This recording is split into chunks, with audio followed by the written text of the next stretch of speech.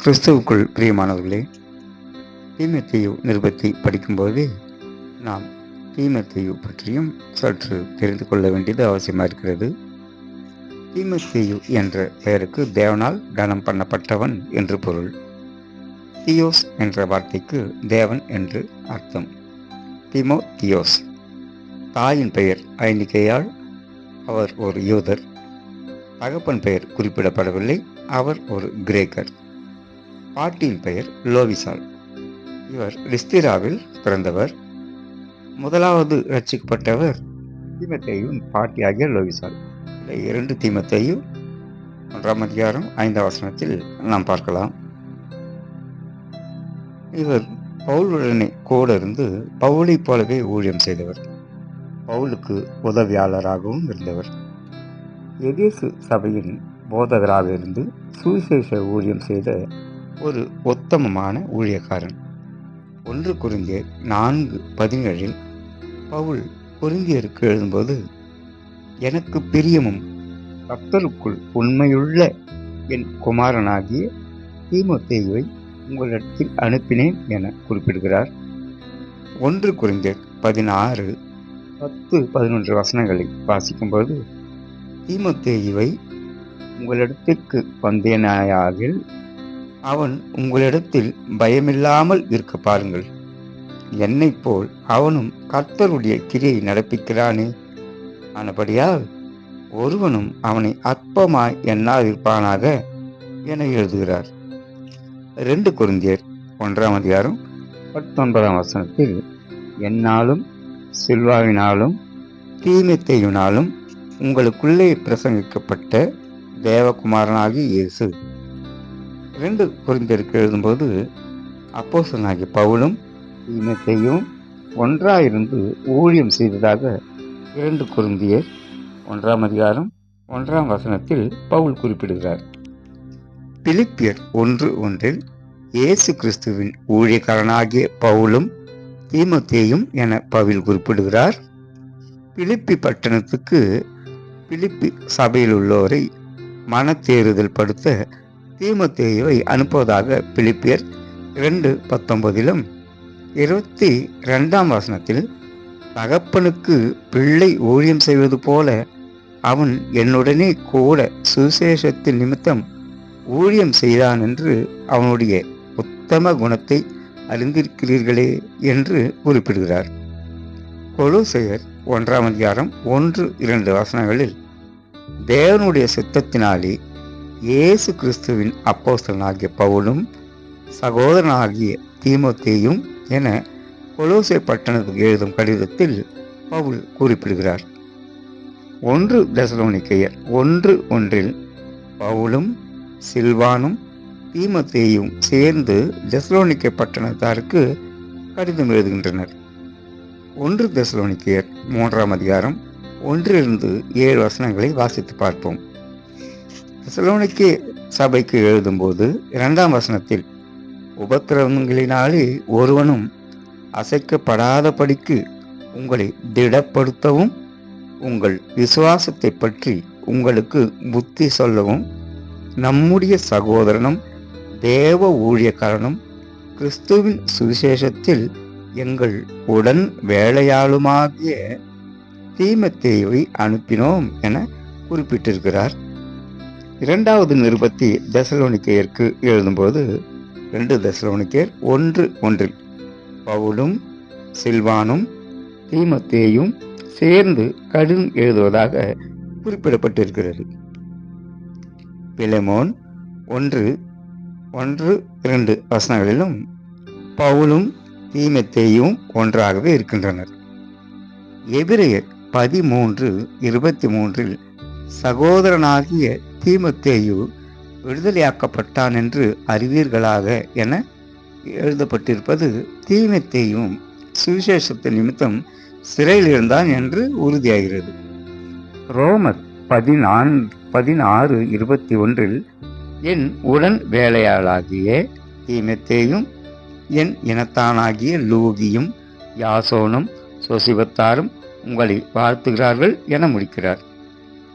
1 தீமோத்தேயு 4:12 உன் இளமையை குறித்து ஒருவனும் உன்னை அசட்டை பண்ணாதபடிக்கு என குறிப்பிடுகிறார். அதன் மூலம் தீமோத்தேயு ஒரு இளைஞன், வாலிபன் என உறுதியாகிறது. அவர் இளமையிலேயே தன் ஊழியத்தை தொடங்கியிருக்கின்றார்.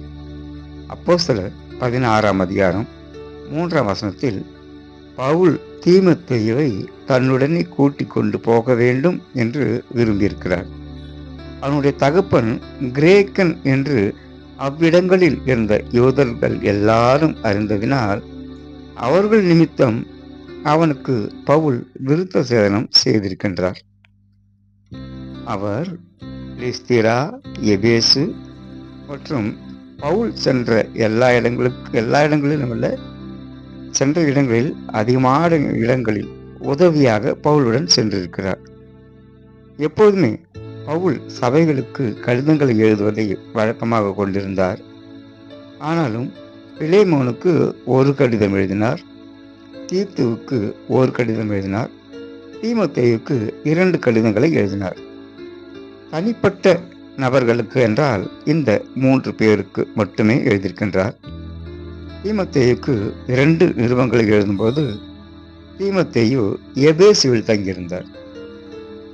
ஊழியம் எவ்வாறு செய்ய வேண்டும், எவ்வாறு எந்த தகுதியோடு செய்ய வேண்டும் எனவும் ஊழியக்காரரின் தகுதிகள் குறித்தும் இவர் விளக்கியிருக்கின்றார். பவுல் விளக்கி தீமோத்தேயுக்கு கடிதம் எழுதியிருக்கின்றார். 1 தீமோத்தேயு 1:3 பார்க்கலாம். இந்த நிருபத்தை அவர் மக்கதோனியாவிலிருந்து எழுதினார். இந்த கடிதம் கிபி 67 எழுதியிருக்கின்றார். 1 தீமோத்தேயு, 2 தீமோத்தேயு, தீத்து இவைகள் 3 போதக நிருபங்கள் என்று அழைக்கப்படுகிறது. இதில் தீமோத்தேயு முதலாவது எழுதப்பட்ட நிருபமாகும். முதலாவது தீமோத்தேயு. சபைகளுக்கு எழுதும் நிருபங்களில் அப்போஸ்தல ஆசீர்வாதங்கள் சொல்லும்போது சபையில் இருப்பவர்களுக்கு கிருபையும் சமாதானமும் உண்டாவதாக என்று பவுல் வாழ்த்துவது வழக்கமாக கொண்டிருந்தார். ஆனால் தீமோத்தேயுக்கு எழுதும்போது 2 நிருபங்களிலும் கிருபையும் இரக்கமும் சமாதானமும் உண்டாவதாக என்று வாழ்த்து எழுதுகிறார். எபேசு சபையிலுள்ள ஊழியக்காரர்கள் சில பேர் கட்டுக்கதைகளையும் வம்ச வரலாறுகளையும் பேசி விசுவாச குலைச்சலாக்குகிறார்கள். கிறிஸ்துவின் உபதேசத்தை போதிக்காமல் விவாதங்களுக்கு இடம் கொடுத்தார்கள். யூதர்களும் சமாரியர்களும் தங்கள் முன்னோர்களை குறித்து பெருமை பேசுகின்றவர்கள். அவைகளை தவிர்த்துவிட்டு சுவிசேஷத்திற்கு விரோதமாக நியாயப்பிரமாணத்தை போதிப்பவர்களுக்கு விசுவாசிகளை தப்பவிட வேண்டும் என்பதற்காக இந்த நிருபம் எழுதப்பட்டிருக்கிறது. தீமோத்தேயுவின் 2ஆம் நிருபம் கிபி 68 பவுல் ரோமாபுரியிலிருந்து எழுதுகிறார். கிபி 64ஆம் ஆண்டு அவர் விடுதலையாக்கப்பட்ட பின் பவுல் கிழக்கு பக்கமாக மக்கதோனியா, ஆசியா ஆகிய தேசங்களுக்கு செல்கிறார். பிலிப்பியர் 1:26, பிலிப்பியர் 2:24, பிலேமோன் 1:22, 1 தீமோத்தேயு 1:3, தீத்து 3:12. 2 தீமோத்தேயுவை எழுதிய பின்பு அவர் மறுபடியும் கைது செய்யப்பட்டு ரோமாபுரிக்கு பவுல் அனுப்பப்படுகிறார்.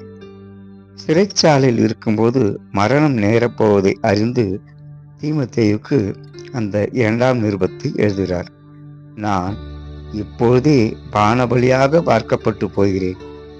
நான் தேகத்தை விட்டு பிரியும் காலம் வந்தது என்று 2 தீமோத்தேயு 4:6 சொல்கிறார். அவர் நீரோ மன்னனுக்கு முன்பாக 2வது முறையாக நிற்கிறார். 2 தீமோத்தேயு 4:16 அவர் முதல் முறையாக நின்றார். கிபி 97 தியானாளின் கோயில் அருகே விக்கிரக ஆராதனை செய்வதை குறித்தும் இயேசுவின் போதனை குறித்தும் தீமோத்தேயு உபதேசம் செய்யும்போது டயானா கோயிலில் இருந்தவர்கள் தீமோத்தேயு கடுமையாக தாக்குகிறார்கள்.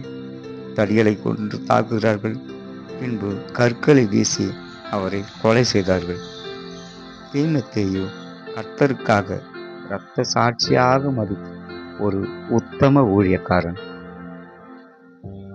அப்போஸ்தலனாகிய பவுல் தீமோத்தேயுவுக்கு எழுதின முதலாம் நிருபம் 2ஆம் அதிகாரம். நான் பிரதானமாய் சொல்லுகிறது புத்தி என்னவெனில், எல்லா மனுஷருக்காகவும் விண்ணப்பங்களையும் ஜெபங்களையும் வேண்டுதல்களையும் ஸ்தோத்திரங்களையும் பண்ண வேண்டும். நாம் எல்லா பக்தியோடும் நல்லொழுக்கத்தோடும் கலகமில்லாமல் அமைதல் உள்ள ஜீவனம் பண்ணும்படிக்கு ராஜாக்களுக்காகவும் அதிகாரமுள்ள யாவருக்காகவும் அப்படியே செய்ய வேண்டும். நம்முடைய இரட்சகராகிய தேவனுக்கு முன்பாக அது நன்மையும் பிரியமாயிருக்கிறது. எல்லா மனுஷரும் இரட்சிக்கப்படவும் சத்தியத்தை அறிகிற அறிவு அடையவும் அவர் சித்தமுள்ளவராயிருக்கிறார். தேவன் ஒருவரே, தேவனுக்கும் மனுஷருக்கும் மத்தியஸ்தரும் ஒருவரே, எல்லாரையும் மீட்கு பொருளாக தம்மை ஒப்பு கொடுத்த மனுஷனாகிய கிறிஸ்து இயேசு அவரே. இதற்குரிய சாட்சி ஏற்ற காலங்களில் விளங்கி வருகிறது. இதற்காகவே நான் பிரசங்கியாகவும் அப்போஸ்தலனாகவும் புற ஜாதிகளுக்கு விசுவாசத்தையும் சத்தியத்தை விளங்க பண்ணுகிற போதகனாகவும் நியமிக்கப்பட்டிருக்கிறேன். நான் பொய் சொல்லாமல் கிறிஸ்துவுக்குள் உண்மையை சொல்லுகிறேன். அன்றியும் புருஷர்கள் கோபமும் தர்க்கமும் இல்லாமல் பரிசுத்தமான கைகளை உயர்த்தி எல்லா இடங்களிலேயும் ஜெபம் பண்ண வேண்டும் என்று விரும்புகிறேன். ஸ்திரீகளும் மயிர பின்னுதலினாலாவது பொன்னினாலாவது முத்துக்களினாலாவது விலையேற பெற்ற வஸ்திரத்தினாலாவது தங்களை அலங்கரியாமல் தகுதியான வஸ்திரத்தினாலும் நாணத்தினாலும் தெளிந்த புத்தியினாலும் தேவ பக்தி உள்ளவர்கள் என்று சொல்லிக் கொள்கிற ஸ்திரீகளுக்கு ஏற்றபடியே நற்கிரியைகளினாலும் தங்களை அலங்கரிக்க வேண்டும். ஸ்திரியானவள் எல்லாவற்றிலும் அடக்கமுடையவளாயிருந்து அமைதலோடு கற்றுக்கொள்ள கடவுள். உபதேசம் பண்ணவும் புருஷன் மேல் அதிகார செலுத்தவும் ஸ்திரியானவளுக்கு நான் உத்தரவு கொடுக்கிறதில்லை. அவள் அமைதலாக இருக்க வேண்டும். எண்ணத்தினால் எண்ணில் முதலாவது ஆதாம் உருவாக்கப்பட்டான், பின்பு ஏவாள் உருவாக்கப்பட்டாள். மேலும் ஆதாம் வஞ்சிக்கப்படவில்லை, ஸ்திரியானவளே வஞ்சிக்கப்பட்டு மீறுதலுக்கு உட்பட்டாள். அப்படியிருந்தும் தெளிந்த புத்தியோடு விசுவாசத்திலும் அன்பிலும் பரிசுத்தத்திலும் நிலை கொண்டு இருந்தாள். பிள்ளை பேற்றினாலே ரட்சிக்கப்படுவாள்.